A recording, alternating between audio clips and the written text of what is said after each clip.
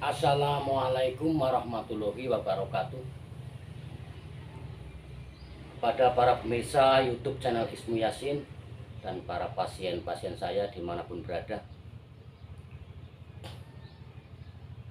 yang saya hormati, mudah-mudahan dalam keadaan sehat lahir dan batin setelah dimuliakan oleh Allah Subhanahu wa Ta'ala.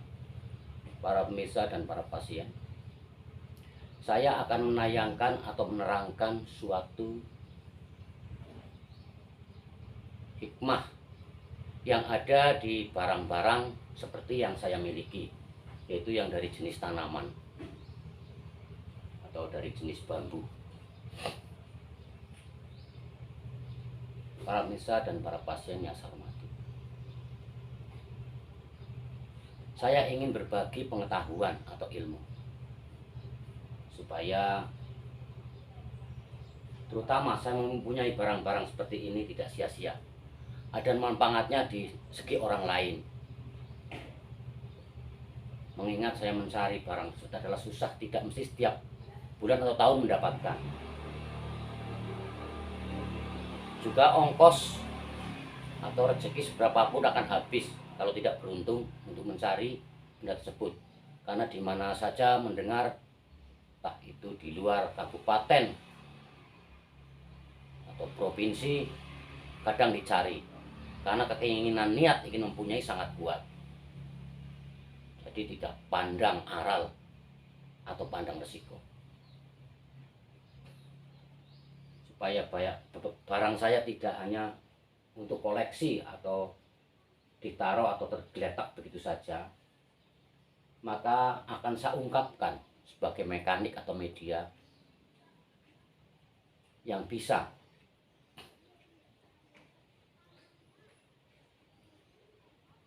memunculkan suatu pengetahuan yang manfaat.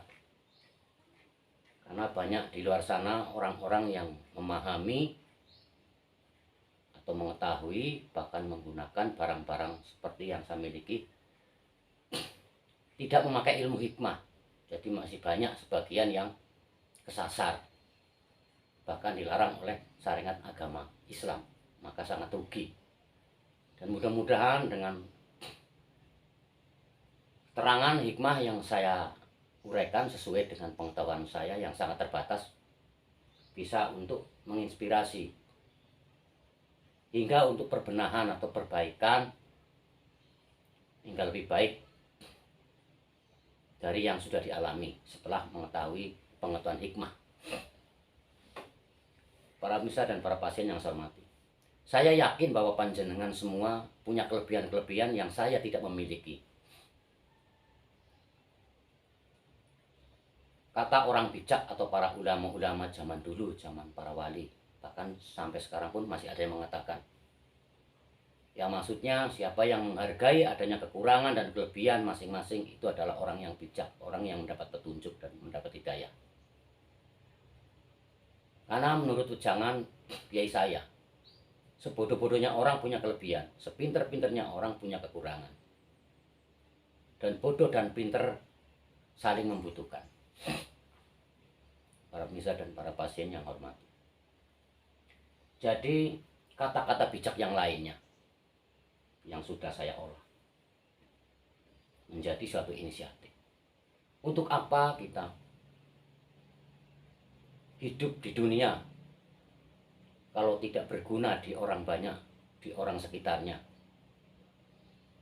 Dan untuk apa kalau kita hidup tidak bisa memudahkan jalan orang lain? Kata orang yang bijak, orang yang mulia, yang manfaat ilmunya adalah orang yang berguna di orang banyak, terutama di keluarga, lingkungan, dan masyarakat sekitarnya.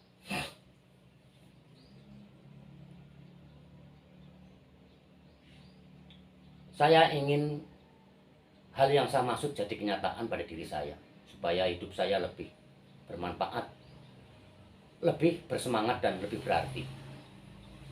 Karena saya hanya punya barang-barang seperti ini, mudah-mudahan bisa untuk menginspirasi yang dulunya tidak mengetahui jadi mengetahui, dan pengetahuan tersebut bisa untuk memperbaiki kehidupannya, terutama usaha dan ibadahnya hingga lebih baik untuk selanjutnya.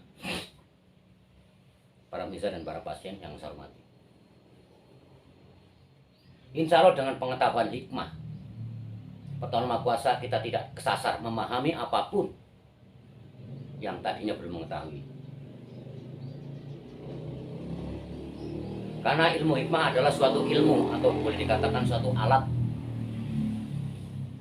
yang fungsinya untuk menemukan sesuatu hakikat yang sebenarnya, suatu hak yang sebenarnya.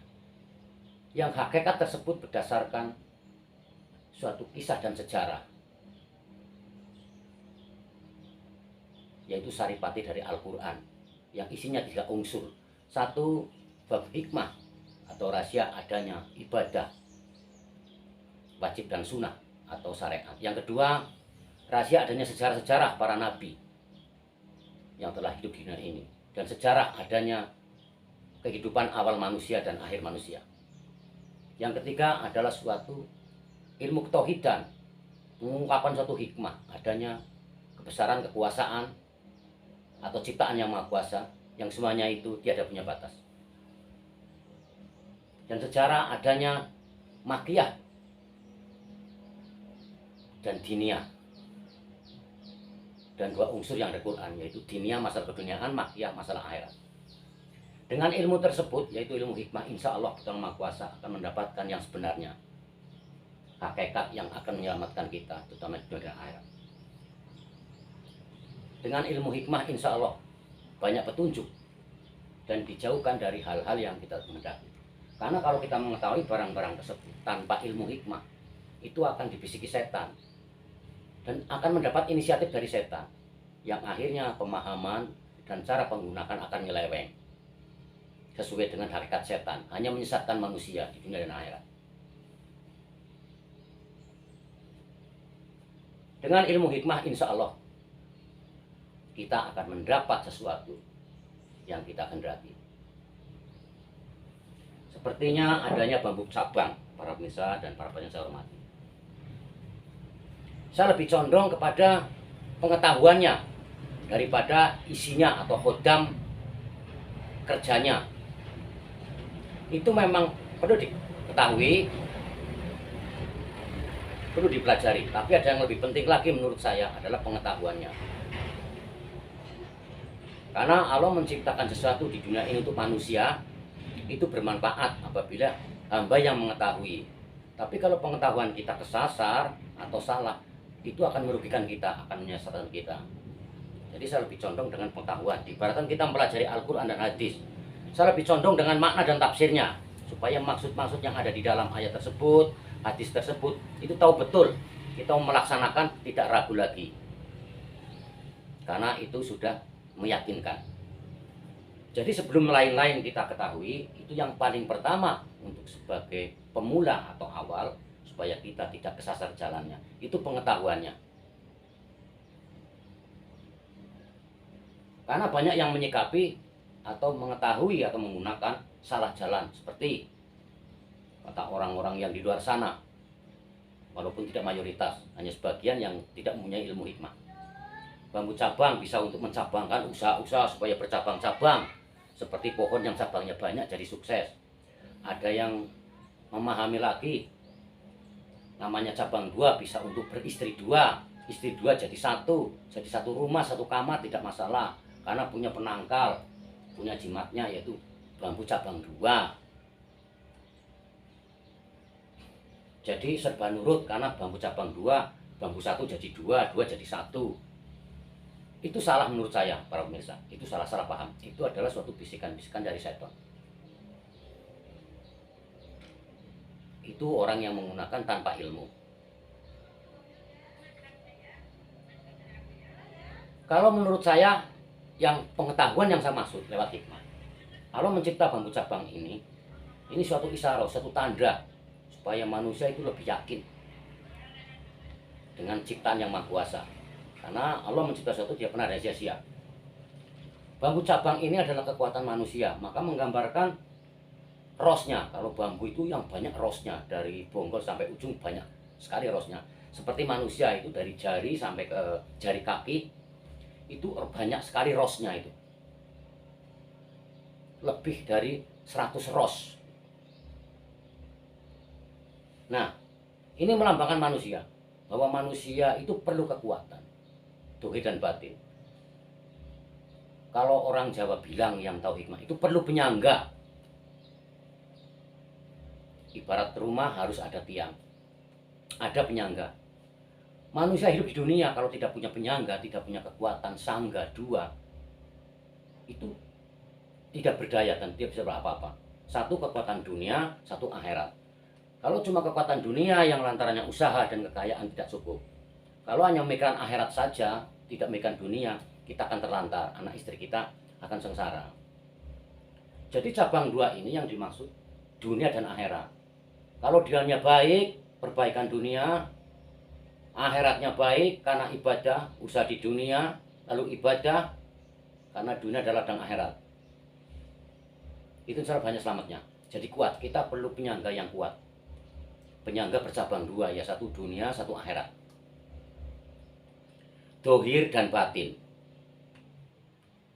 Karena semua digambarkan kebanyakan hanya dua macam. Siang malam, bumi langit, laki-laki perempuan, dosa pahala, surga neraka, itu serba dua. Supaya kita punya kekuatan yang dominan, kita harus punya penyangga cabang dua, yaitu satu dunia, satu akhirat. Dan kelebihan-kelebihan yang lainnya itu banyak sekali. Karena kita itu sifatnya dohir dan batin, itu dua cabang.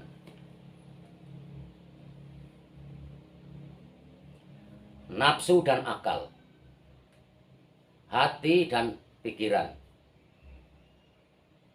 kesabaran dan kemarahan. Mana yang paling kuat di antara cabang dua ini? Kalau yang paling kuat arah akhirat,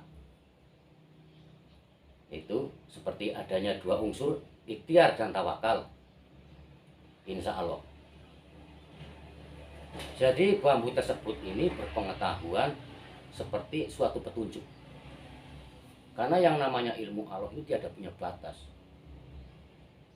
Tidak hanya sebatas Al-Quran. Dan Allah mencipta ini tanpa pelantar siapapun. Dari bumi langsung tumbuh. Jadi silakan panjenengan memahami dengan cara apapun, yang penting tidak melanggar dari syariat kita, yaitu syariat Al-Quran. Dan hikmahnya masih banyak sekali. Dan saya hanya tahu sebatas pengetahuan saya. Para pemirsa dan para pasien, kiranya untuk hikmah kali ini saya cukupkan dulu. Untuk selanjutnya mudah-mudahan ada hikmah yang lain. Insya Allah akan saya bahas semua. Dari hikmah bambu cabang, penjalin petuk, bambu petuk, kayu petuk, dan yang saya miliki, insya Allah akan saya ungkapkan semua. Supaya adanya barang-barang saya ini tidak sia-sia, ada manfaatnya bagi panjenengan sami. Saya mengingatkan diri saya sendiri. Para pemirsa dan para pasien, untuk kali ini informasinya sekian dulu. Mudah-mudahan selanjutnya ada informasi yang lebih bermanfaat. Wassalamualaikum warahmatullahi wabarakatuh.